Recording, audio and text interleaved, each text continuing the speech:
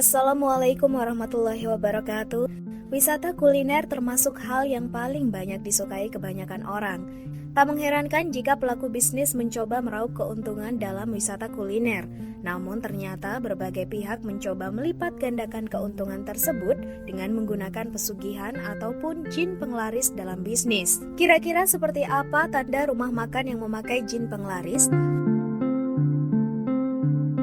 1.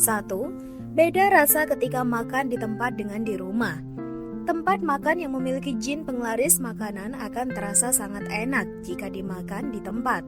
Sampai-sampai beberapa pengunjung rela menambahkan makanannya walaupun merasa sudah kenyang. Tetapi jika membawa pulang makanan tersebut, rasanya akan berbeda ataupun mungkin tidak mengenakan. Padahal menu makanan sama persis yang ada di rumah makan tersebut. Hal itu hampir dirasakan oleh kebanyakan orang. Jika mengalami hal tersebut, kemungkinan rumah makan itu memiliki jin penglaris. Jin tersebut dikabarkan memiliki rupa yang berbeda-beda. Namun masyarakat Indonesia lebih mengenal dengan jin peludah. Makhluk gaib itu umumnya sering mengeluarkan air liur di atas makanan yang dijual oleh rumah makan.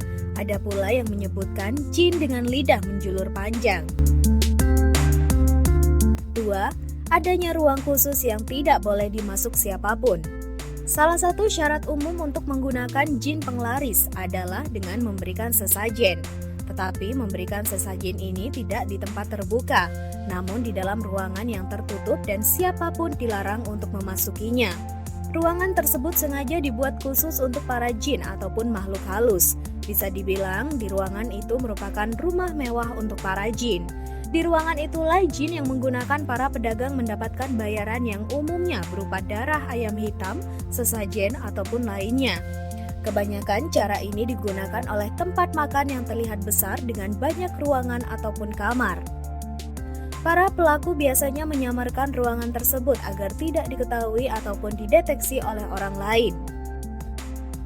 3. Tempat cuci piring yang jauh. Jin terkadang tidak suka dengan tempat yang dipenuhi banyak orang dan ramai, sehingga mereka membutuhkan ruangan khusus, salah satunya dengan menjauhkan tempat cuci piring. Konon menurut kebanyakan orang, di tempat cuci piring inilah jin bekerja menjilati semua piring-piring yang ada.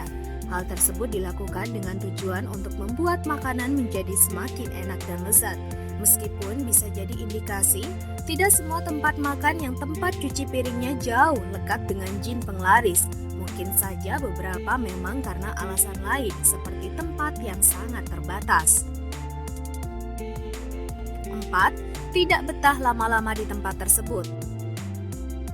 Tak hanya tentang makanan enak saja yang membuat sebuah rumah makan bisa laris, para pedagang yang sudah bersekutu dengan jin akan menggunakan strategi lain, yakni dengan membuat pengunjung terburu-buru untuk segera meninggalkan tempat makannya. Dengan begitu, rumah makan akan selalu dipenuhi pengunjung karena antrian tak terlalu panjang. Jika membawa anak-anak ataupun balita, mereka akan sering menangis di tempat yang penuh jin penglaris. Biasanya mereka akan menangis, takut, gelisah, ataupun tidak betah, sebab pada dasarnya anak-anak lebih sensitif pada hal-hal yang gaib. 5. Apabila berdoa makanan terasa aneh.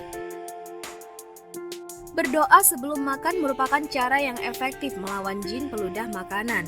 Jin pasti menjauh apabila mendengar pengunjung rumah makan sedang berdoa.